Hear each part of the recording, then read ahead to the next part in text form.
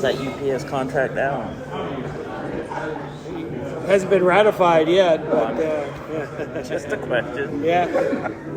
It seems like seems like it's a pretty good contract for him this time around.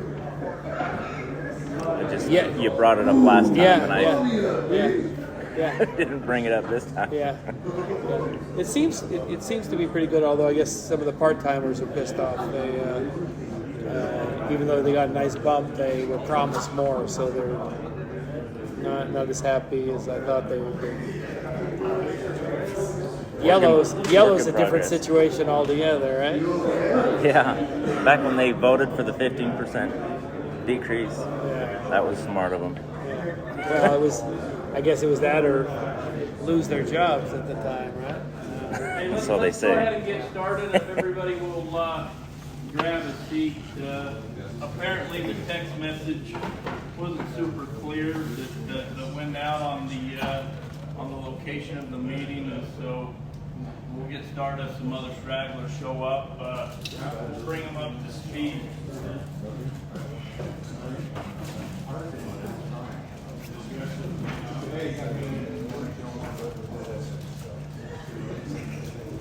So, how come nobody sat on the front rows? You guys are making this difficult. That's the spitting section. Don't blame it on HR. So guys, I just want to start. Can you hear me in the back? I really don't want to use the microphone. Can you hear me, Darren, Donald? Good? Okay. I really appreciate everybody coming out this morning.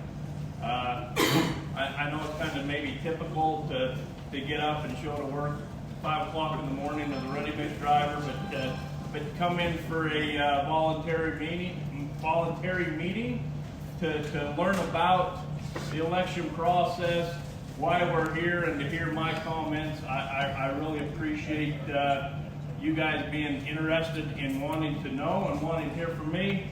And then again, of course, to learn the process. So for those that don't know me, because there are some new employees that maybe haven't even weren't here when we had our kickoff meeting this spring, I'm Derek Pack. I'm Vice President for Jack B. Parsons. So I run the entire JBP business, from our Spanish Fork plants all the way up to our stuff up in southeast Idaho. So this morning, we're going to start off by, I want to welcome Michael and Miko with us. They've been helping us over the past few weeks, the past month, doing some educational meetings that we've been holding at the plants. I hope you guys all had an opportunity to participate in those voluntary meetings as well. They're great educational meetings to be able to hear both sides of the story, right? And I appreciate everything that they've done. And I've asked Michael to start off the meeting by kind of going over the election process. So the election is going to start on Friday.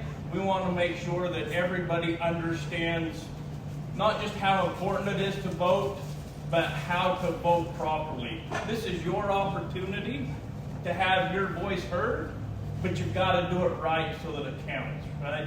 So this is a secret mail-in ballot that will go to the NLRB. It'll be open there, but there's very specific steps and procedures on how to vote to make sure that your vote is put into the pool to be counted, right? So that's really what Michael's going to cover first. And so Michael, I'll turn the time over to you to do that. All right. Good morning, everyone. If you can cut that light and see, a lot easier to see now? Okay, great. So, again, just to reiterate before getting started here, this meeting is completely voluntary. Don't have to attend, no adverse consequences for not attending. If you're here, you can leave at any time, although hopefully you'll stay and hear what Derek has to say to you, which is the main reason we're here this morning. Again, because we believe you can benefit from the information. So for those of you who voted 2 years ago, this is just a refresher. For those of you who are not here, please pay close attention, because it is very important. We want everybody's vote to count, because it's easy to do something that voids your ballot, as we'll go through here. So, again, the purpose of this election is for you to decide who your sole and exclusive legal bargaining representative is going to be. Is it going to be IUCH, Teamsters Local 222, or neither? Those are the three choices on the ballot. Who's eligible? All ready-mix drivers, that includes apprentice drivers, who were employed by the company as of the payroll period ending July 22nd. So as long as you were on board as of July 22nd, you are eligible to vote in this election. Anybody hired after that date is not eligible to vote. So, as Derek mentioned, this election is going to be conducted through the United States mail, since the original one was, the rerun has to be exactly the same format as the original election. So it will be by U.S. mail. Again, as Derek mentioned, this Friday at 2 p.m., the ballots are going to be mailed out of the Denver office of the National Labor Relations Board, and they're going to be mailed directly to your homes. The board wants you to know that if you do not receive your ballot by Friday the 18th, that's 1 week after they're mailed out, they want you to contact the National Labor Relations Board. There's two numbers. One is the local office number, and the other is a national toll-free line. And we're going to have that information available at the plants. So if, for some reason, by the 18th you have not received your ballot, the numbers will be available for you. The NLRB wants to hear from you because they will send out a duplicate ballot. I'll talk about that in a few minutes.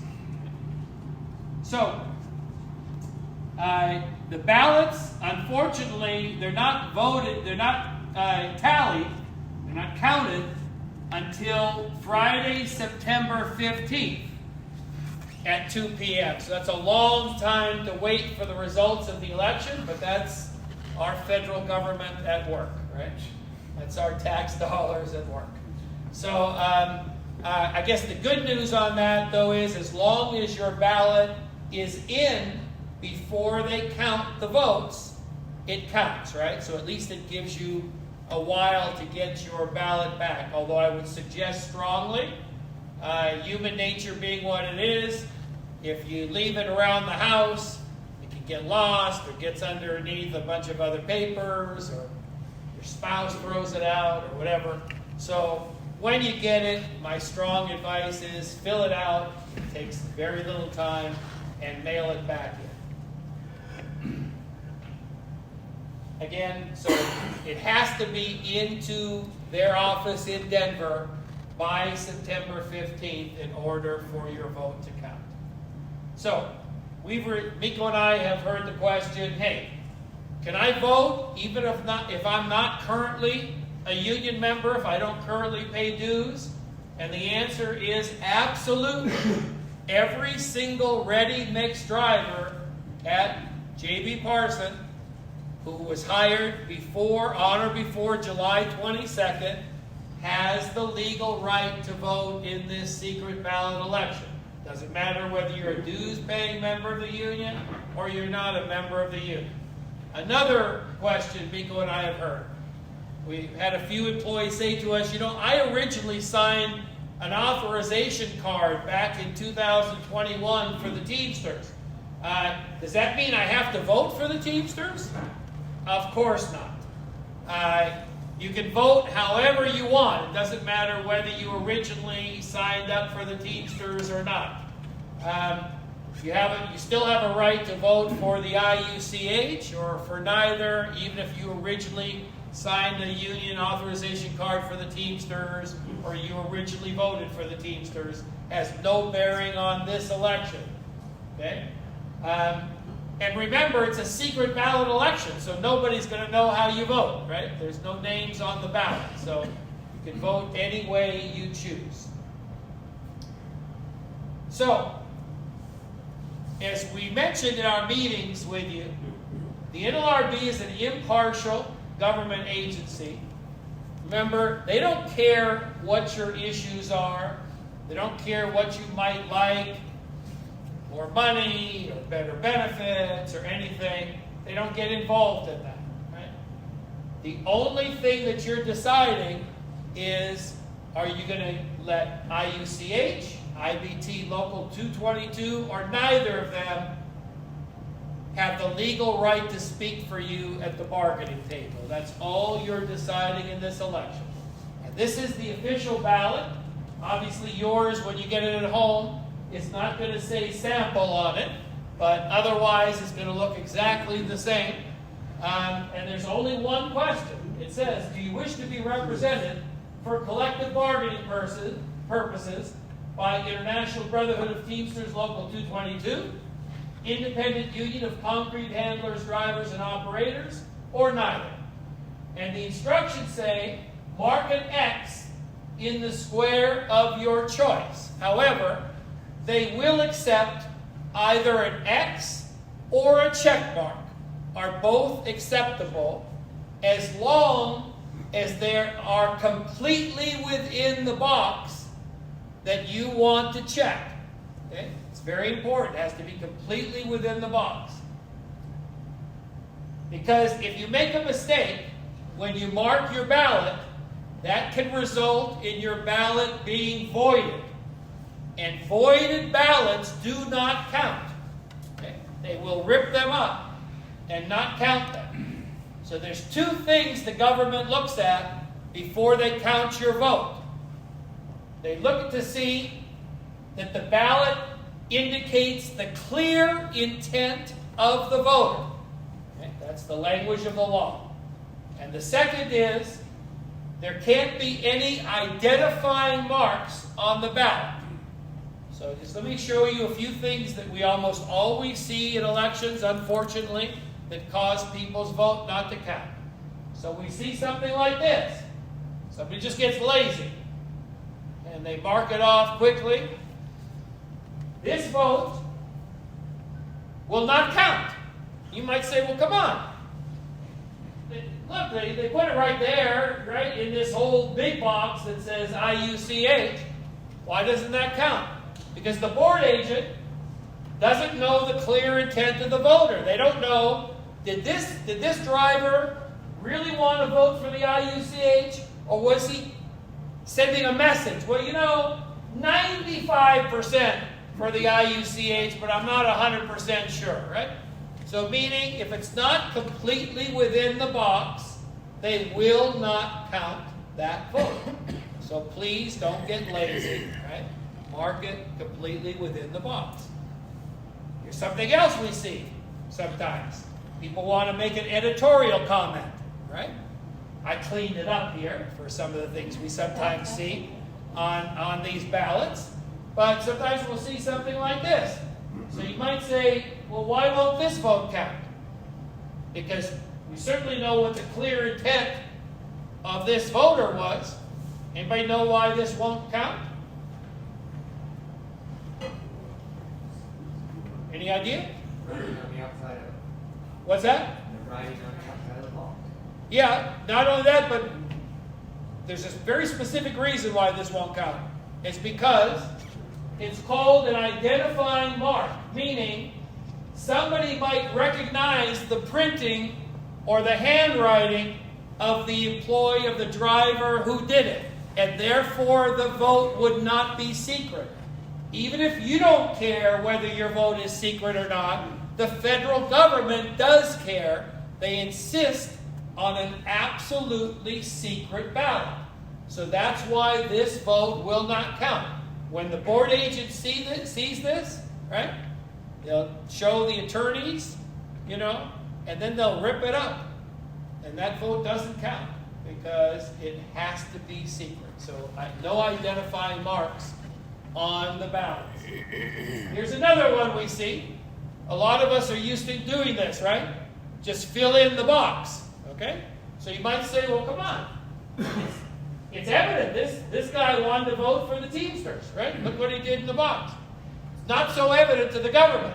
The government says, no, we can't ascertain the clear intent of the voter. Why not? Because the government board agent doesn't know if this guy really tried to vote for the Teamsters or he started to vote for the Teamsters and realized, oh, I marked the wrong box and tried to cross it out. So if you literally make a mistake on your ballot that cannot be erased, right? Because you're supposed to do it in black pen or blue pen. You're supposed to be filling this out. If it can't be erased, do not do what you see up here. Instead, you need to call the National Labor Relations Board and say, I made a mistake marking on my ballot. Would you please send me a new ballot in the mail? Because this vote runs the risk of not being counted the way it is. Okay. And sometimes we see somebody just puts their name on it, right? Prints it or in handwriting, puts their name on it. Again, will not count because, as I said, even if you don't care, the government insists that it is a secret ballot election. So again, when you fill out your ballot, it's the KISS approach. Keep it simple, right? So all you're doing is marking an X or check mark within the box that you want to check, right? And then you know that your vote is going to count. Otherwise, you run the risk that they don't count your vote. So, when you receive that voter kit in the mail, it's an actual kit because it's a package. It's usually in a brown envelope, unless they've changed it recently. And in that brown envelope that's from the National Labor Relations Board, you're going to see several things in there. One, a set of instructions on how to mark your ballot. It's a single sheet of paper. I'll show it to you in a second. You're also going to get the ballot itself that I just showed you. You're going to get a blue mail ballot envelope. And you're going to get a yellow postage paid return envelope addressed to the NLRB regional office in Denver. There's no need to put postage on that envelope when you mail it. It is postage prepaid. This is the instructions sheet. It'll make it a little hard to read in back, but just a few things I want to emphasize. It says, mark your ballot in secret. Make no other marks on your ballot, as we just talked about. It is important to maintain the secrecy of your ballot. Do not show your ballot to anyone. Okay? I repeat, do not show your ballot to anyone. By the way, you have freedom of speech. After you vote, if you want to tell your coworkers, hey, I voted for the IUCH, I voted for the Teamsters, I voted for neither, you have a First Amendment right to tell whoever you want how you voted if you want to do that. But you're not supposed to show your actual ballot to anyone. By the way, if somebody tells you how they voted, nobody really knows, right? When you mark your ballots between you and your maker, right? No one else knows. It's absolutely secret. Again, sign the back of the yellow return envelope. If you do not sign the back of that yellow envelope, your vote will not be counted. Okay. Do not permit any party, the employer, the unions, or their representatives to handle, collect, or mail your ballot. So, if one of the unions involved is nice enough to say, hey, by the way, we'll pick up your ballot and mail it for you. No, there's no ballot harvesting allowed, right? You're supposed to mail it yourself. I mean, or you have your wife or family member mail it, that's okay. But you can't give your ballot to anyone, even to mail, even if it's sealed. You're not supposed to give it to anyone involved in this election. And To be counted, your ballot must reach the regional office by Friday, September 15th. So again, mark your ballot in secret. Don't let anyone else see it. Collect it or mail it for you. So, after you mark your ballot, you're going to fold it up, generally fold it in two, and you're going to put it inside the blue envelope. And then you're going to seal the blue envelope. Notice the blue envelope says official secret ballot, United States government, to be opened only by the National Labor Relations Board. Do not put any marking on the blue envelope. If you put any markings on the blue envelope, they will not count your vote. Right? Remember, the only thing in this blue envelope is your ballot that doesn't contain your name, right? So there can't be any markings on this blue envelope. You then take the blue envelope that you've sealed up and you put it inside the bigger yellow envelope. Okay? And that's the one that you have to sign the back. There's a place where you'll see for your signature, it goes right across the back flap of the envelope. The government does that on purpose, because then they know no one tampered with it, right? Because if somebody tampered with it, when they open that thing, it won't line up exactly correctly, right? So by signing where they ask you to sign, you're signing over that flap, and it's another indication that nobody has tampered with your ballot, right? And you must sign. You cannot print. You have to sign your name on the outside back of the yellow envelope. Okay? So you're signing the back of the yellow envelope. Okay? So the NLRB will send you a duplicate ballot in several instances. One, if you never received it, remember, if you haven't received it by the 18th, you ask them to send you a duplicate ballot. Or you received it, but you lost it. Put it somewhere, you just can't find it. Call the NLRB and ask for a duplicate ballot. Or you marked your ballot incorrectly. Remember, instead of trying to, squiggle it out or that, you need to ask for a new ballot. Or you just messed up and you printed your name on the outside of the yellow envelope, or you got confused and you signed the blue envelope instead. In any of those cases, you need to ask for a duplicate ballot. And the duplicate ballot, by the way, each ballot contains a barcode with the identity of the voter. By the way, remember that outer envelope is thrown out before they count the ballots, so they don't know whose is who. But they do know when they receive the ballot. If for some reason they receive two ballots from the same voter, they go to the barcode and they will only count the one that they received most recently. Okay? And again, that's another safeguard against fraud, against somebody asking for somebody else's duplicate and trying to send that in. So again, but for all these reasons, you can ask for a duplicate ballot. Once they go to vote, right, September 15th, 2 p.m., they're sitting in the office in Denver.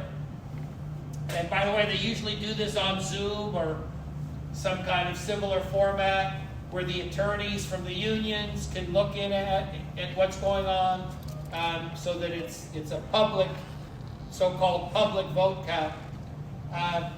And so anybody who returned an envelope is a voter. Okay? If any ballots are challenged, meaning somebody sent in a ballot and they say this guy's not a voter, they're left on the side. Okay, to be determined whether they should count or not. Then what they do is they check all the yellow envelopes. They make sure they have a list of the eligible voters. They make sure, okay, yep, this guy's on the list of eligible voters. He signed the outside of the ballot, right? So this one should count. Once they make sure that they have all the ballots that should count, all the envelopes, remember, all they have is the yellow envelope on the outside, they then open the yellow envelopes and they take out the blue envelopes. And they get rid of the yellow envelopes that have your name, your signature on it. Those go to the trash, okay? So now all they have is the blue envelopes that only say to be opened only by the NLRB with no names on them.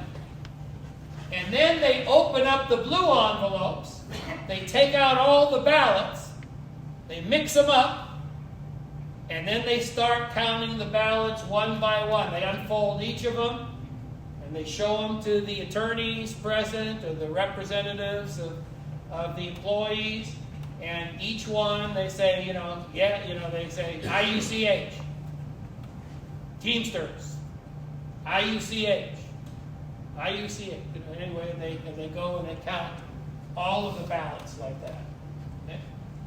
Again, remember your ballot has to be received before the vote count in order to count. And again, if you print instead of signing, or you don't sign the outside of that yellow envelope, they will not even open the yellow envelope. Your vote will simply not count. So again, very important that you follow the instructions to make sure that your vote counts. If you have any questions, and you say, I don't know if I trust this Michael guy, and you want to hear this stuff directly from the federal government, again, we'll have this information for you as well. Again, this is the regional office in Denver, Colorado that is running this election, and this is their phone number, and you're always welcome to call yourself if you have any questions about how to mark your ballot or how the process proceeds. So again, the important thing, as Derek mentioned, is that you vote. Extremely important. Remember, the vote is decided by a majority of those who return their ballots. So again, if there's close to 250 of you, if everybody votes, then 126 would decide the vote. But if only 100 of you return your ballots, then if the Teamsters, for instance, got 51 votes, they would represent all 250 of you, which leads me to one last thing. As we've heard from some of you and your coworkers who have told us, you know something, I know I don't want the Teamsters. I'm just not sure if I want the IUCH. Just remember one thing. Sometimes in life you vote for the lesser of two evils, right? There's no disrespect when I say that. It just means that if you are one of those who says, well, even though I know I don't want the Teamsters, maybe I don't want the IUCH, so I'm just not going to vote. That's one less vote the Teamsters need to come in and represent all of you, right? So I strongly encourage each and every one of you to vote, right? Make a decision, right? If you're not in love with the decision, make the decision that at least you like the most, right? Because otherwise you can end up with something that you really don't want. Okay? So again, really important that everybody votes in this thing. Any questions? Any questions at all on the voting procedures? Then, before I turn it over to Derek, just on behalf of Miko and I want to thank you all of you who attended our meetings. We appreciate your time. We hope the information was helpful, and we wish you all the very, very best. And now, I'm going to turn it over to Derek. Oh, sure. Leave this up. Yeah, I'm coming on. Turn up the lights up. Yes.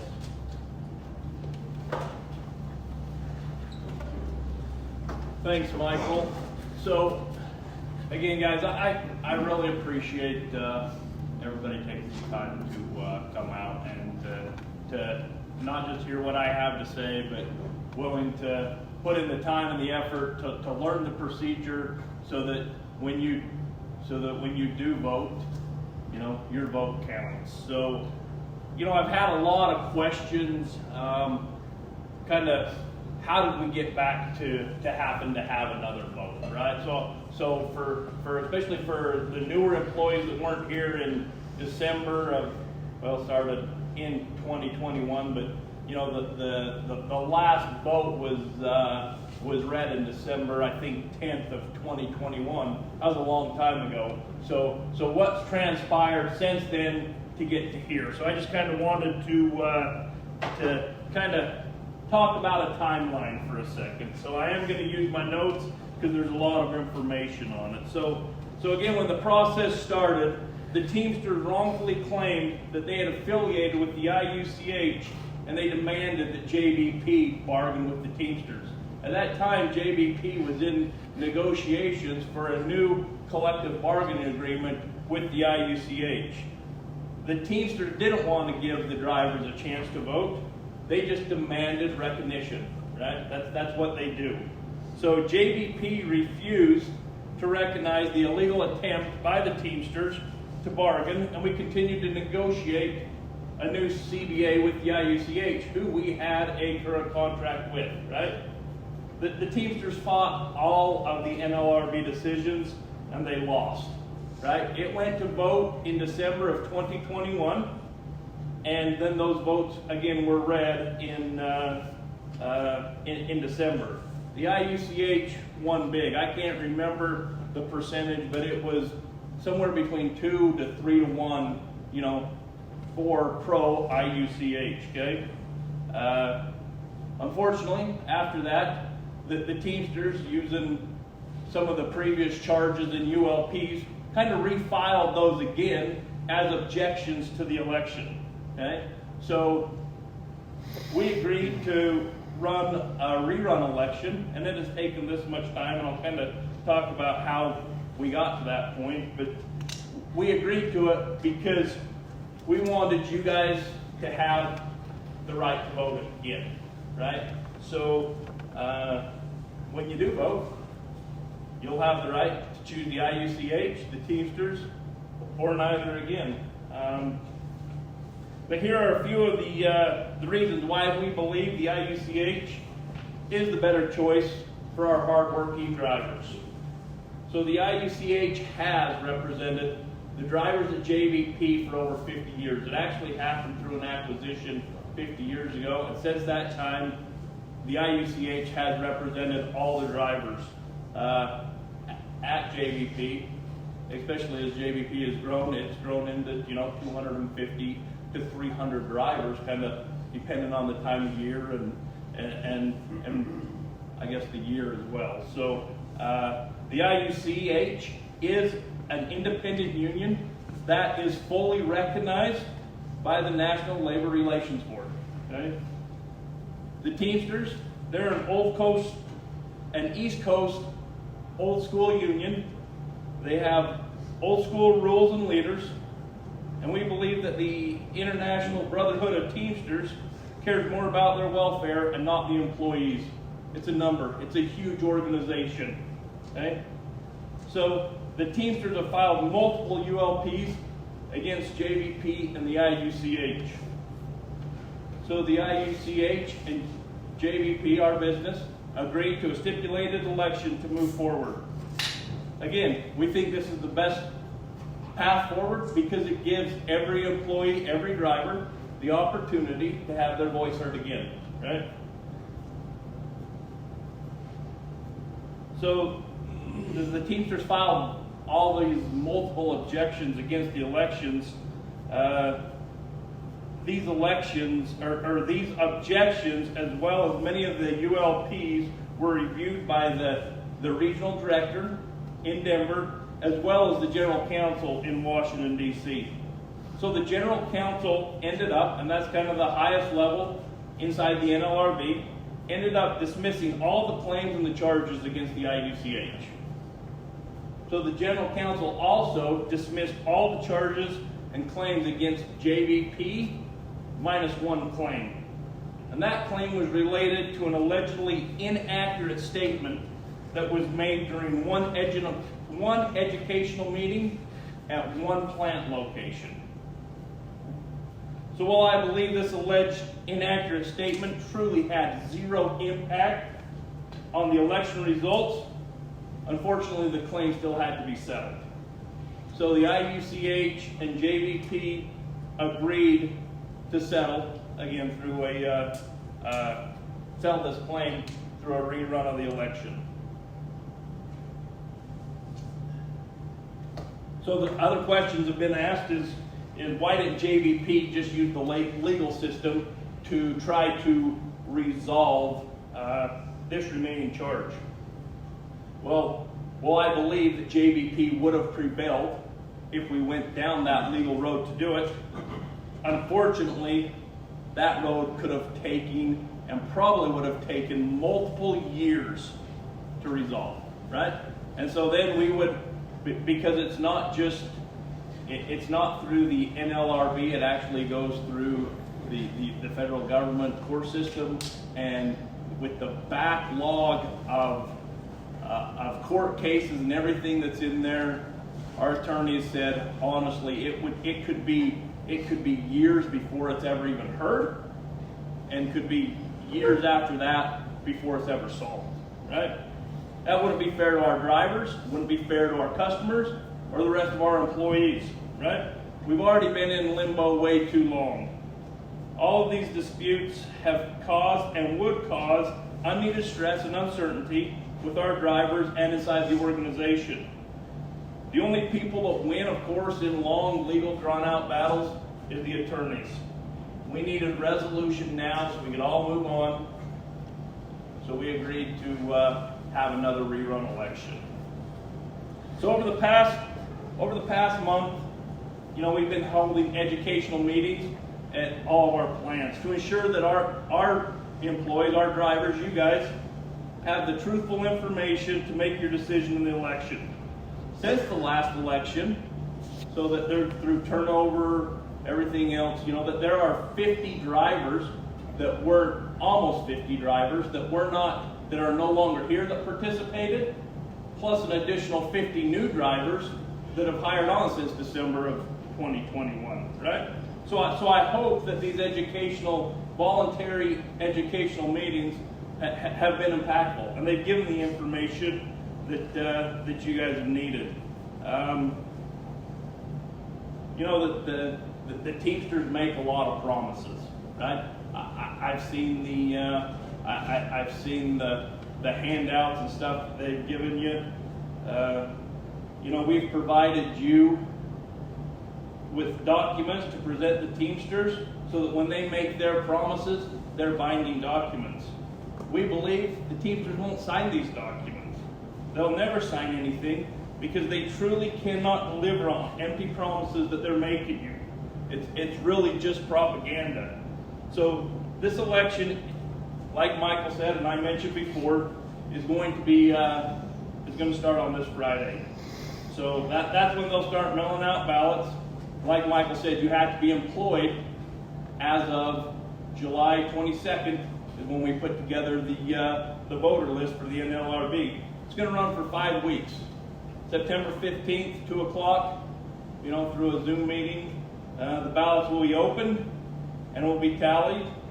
And I can guarantee you that JVP will recognize whoever wins that election.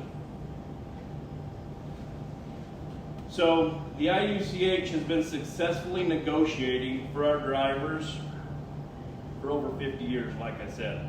This is local representation. So the IUC leadership are drivers. They're not board agents. They're not representatives of a large national organization. They're drivers. There's a few of them here in this room right now that they're doing the same things every day that all the other drivers inside of JVP are doing. They truly understand what the real issues are and what the opportunities are that are impacting our drivers. Well, the Teamsters say that Local 222 will represent our drivers. You guys, and I know through the educational meetings, this information has been shared. Any of these decisions locally can be overridden by the Brotherhood or the national organization. So right now, currently, you have the flexibility as drivers to meet the needs of yourself and your family. If you choose the Teamsters as your sole and exclusive legal bargaining representative, we would negotiate in good faith, but who knows whether you'd have the same flexibility under a Teamster contract. Who knows what wages or benefits could be negotiated? Because it's all negotiated in a negotiation. More important, Michael and Miko have showed you Local 222's miserable track record in the first contract negotiations over the last 30 plus years. Is this really the union you want representing you at the bargaining table? So the IUCH has successfully negotiated many contracts for the drivers. The last negotiations in 2021 were difficult and hard fought. Anybody that participated in it that knows what it was. The IUCH bargained very well for its drivers, for its members, and they delivered on a lot, I think. So I just wanted to maybe remind everybody of some of the items that were negotiated in that last contract. So probably the biggest thing during those negotiations revolved around weekend work, right? So we operated on an AB schedule. We moved that to an ABC schedule, meaning that drivers had 2 weekends off and then worked the weekend, right? It gave the drivers the opportunity to be able to schedule vacation, time off, PTO, whatever we want to call it, throughout the entire year, because they always knew what weekends they were going to have off. Another part of the negotiation was a 14% pay increase over the life of the contract, as well as back pay that was paid during the time that the contract was being negotiated and finalized. And then maybe the last one I'd mention was accelerated PTO accruing. So you accrued paid time off at a faster rate than you did in the previous CBA. So the Teamsters will continue to make promises about wages, weekend work benefits, and everything else. The only promise that can be made is truly that JBP will negotiate in good faith with whoever the drivers elect in this election, right? There are no other guarantees. No matter what anybody tells you, that is the only guarantee out there. That JBP will negotiate in good faith with whoever the drivers, whoever you guys and gals choose to represent you in this election. So this is really your opportunity to have your voice heard. Again, this is a secret ballot election. No one will know how you vote except for you. So we will be, so Michael's presentation, again, it's very specific on the procedures to make sure that your ballot is valid and is counted. We will be posting these instructions onto your tablet so that you'll have something to refer back to. And again, if you have any questions or you need a new ballot, the information for contacting the NLRB will be there. Please reach out to them if you have any questions. I know a lot of people did in the previous election, you know, when they didn't get ballots or they mismarked them or something like that. The NLRB responds, gets a new ballot. It's imperative that you have a ballot so that you can have your voice heard. Please make sure this is your own decision, right? Use this educational information that we've been sharing over the past month or weeks to make your decision. Don't allow anyone to bully you or intimidate you into voting a certain way. Do not give your ballot to anyone else to fill out or mail. Michael went through that, right? That's ballot harvesting. The NLRB is there to protect your right to vote freely. So if someone threatens you or tries to force you to vote one way, please contact the NLRB. So as I close my remarks, I wanted to make sure that I really share my opinion and the company's opinion with you. We truly believe that the IUCH represents the best interests of the drivers. Guys, nothing's perfect out there, right? But the IUCH has done a phenomenal job, I believe, representing a large drivers unit for the past 50 plus years, and I know that they're capable of doing it going forward. The IUCH has never asked its members to go on strike, and the IUCH only requires a fair and necessary dues amount to run the organization. Again, they're full-time drivers. They're not union representatives. They're getting a fat salary from a large East Coast union.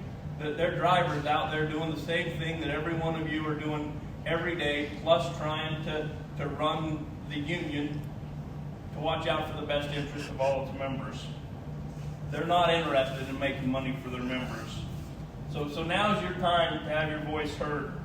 Again, please use the facts that we've shared as you help you as you make your decision. And I truly believe that the IUCH is the best option for representing our drivers.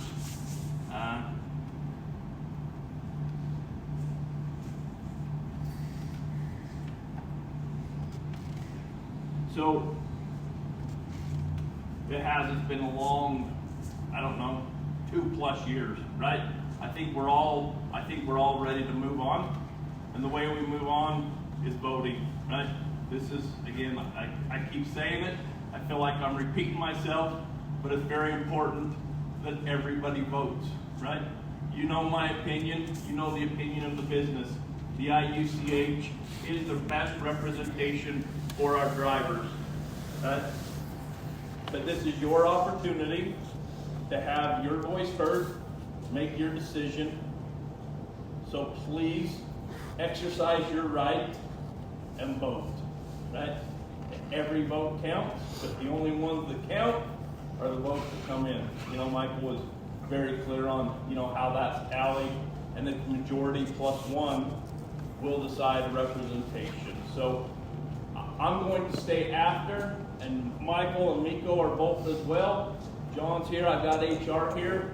I'll stay as long as I need to have one-on-one with anybody that has any questions or wants to come up and discuss anything with me. So as of Thursday, we will no longer have these group type meetings per the rules during an election, but we will still be out there available to answer any questions and have one-on-one conversations. It does not mean, and I just want to make sure everybody's clear, okay? We can still have ordinary business meetings, but we will not discuss union or election, right? So we're still going to have our safety and mentor meetings. We still may have some other type of meetings for pre-project boards or whatever that looks like, but we will not discuss any election or union issues, right? I just want to make sure everybody's clear on that so that we don't have any issues in the future and we can get through this election. So again, I appreciate everybody taking the time and the interest in coming in and learning, and I look forward to putting this behind us. So thank you. Everybody, please make sure that you signed in so that we have record, and then please drive safely back to your plants, and we'll go to work. So thank you. Be safe, and again, thank you.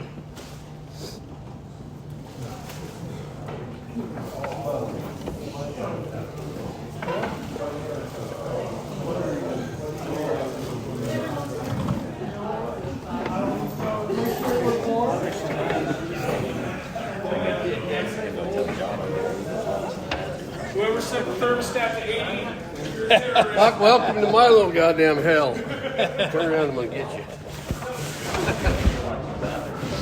I'll add 2 hours to you guys.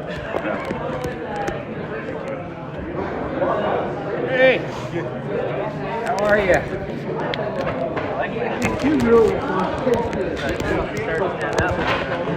Yeah, that's why we have to turn the goddamn heat on this motherfucker, so your nips don't come out and get me all the goddamn get us in trouble. Well, yeah.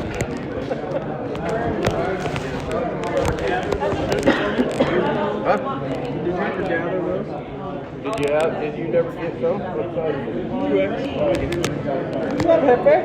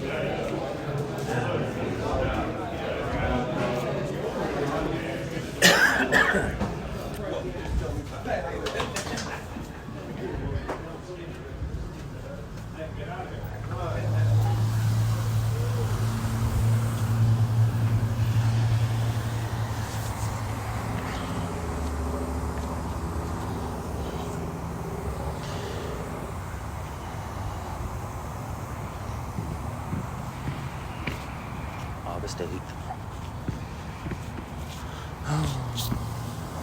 August 8th, 5 a.m. meeting.